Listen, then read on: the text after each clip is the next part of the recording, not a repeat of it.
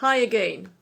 This is my second video I'm recording today, but I decided to answer your questions today as I'm not sure I'll be able to record it tomorrow or not. I'll answer two of your questions as they are similar. One of them was asked by Javed, how to learn new vocabulary, and another one was by Ilmaz, how to use new phrasal verbs and expressions in sentences. I've discussed this issue many times before, but I'll talk about it once again. So, how to learn new words, new vocabulary. There are lots of ways to learn new words, but which of them are effective? During teaching process, I use the exact ways and methods that are effective to teach vocabulary. For example, I explain new words with English definitions, then we play guessing games, and I give those definitions so many times that the students memorize those meanings. Then we make up different situations, try to use those words in practice and to recall the situations, or we can use those words. So it helps us to memorize the words in practice. The same can be said about phrasal verbs and idioms, any type of expressions. But I know that most of you don't have private tutors or teachers, and if you're a self-learner, it becomes really complicated to learn new vocabulary, to use new phrases, phrasal verbs or expressions in sentences. What to do then?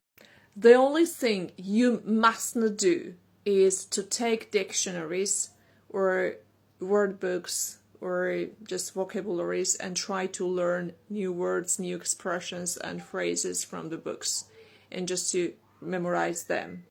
Don't learn 10, 20, 50, 30 or 100 words at the same time. So this is the only thing you mustn't do. When you encounter a new word, you can just Google it. Dictionaries are out of fashion already. So how to check the real meaning or the real usage in sentences? So let's do it together.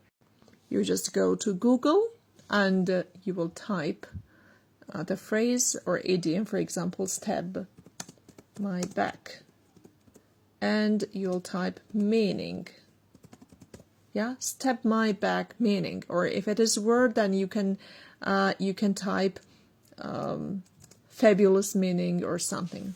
Then you can read the definition. Yeah, you see here they have done something so if you say that someone has tapped you in the back, you mean that they have done something very harmful to you when you thought that you could trust them. So this is the definition and you will understand. Besides it, you can visit different websites, dictionaries, for example, Cambridge Dictionary, which gives you the exact meaning. So to do something harmful to someone who trusted you. Here you can see also an example. He had been lied to and stabbed in the back by people that he thought were his friends. Yeah. But sometimes one sentence is not enough. Yeah.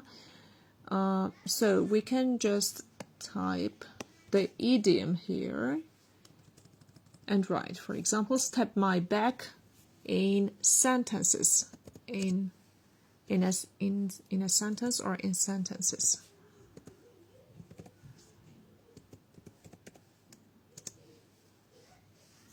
And let's check. Yeah, here we can open and see different examples. See how many examples there are. I've done everything for her, but she left me because of that guy. She stabbed in my back. Voting against the bill or reservation for the villagers of Scotland at the last minute was a real stab in the back. So after reading all those sentences, you will be able to make up your own sentences, to use that idioms or phrases in different contexts. Okay, now let's talk about one more thing, how to check the pronunciation. Yeah, we can say we can type fabulous pronunciation or meaning pronunciation, and you can see here, and you can even listen to the pronunciation. Fabulous. Fabulous. Or if you type meaning here, you can go down, and this is my favorite, Cambridge Dictionary, and you can listen to the British pronunciation or American pronunciation. Fabulous. Fabulous. Fabulous. Fabulous. So the pronunciation is the same maybe here. So after you check the definition, after you see how to use the word or expression in a sentence, then you should try to make up your own situations. So during the day, think about the phrase, think about the idiom that you have learned, and try to adjust that idiom to this or that situation. If you have the opportunity to interact with people from different countries with whom you use English, you can try to use those vocabulary during the conversation. So this is a practical way what I can recommend you.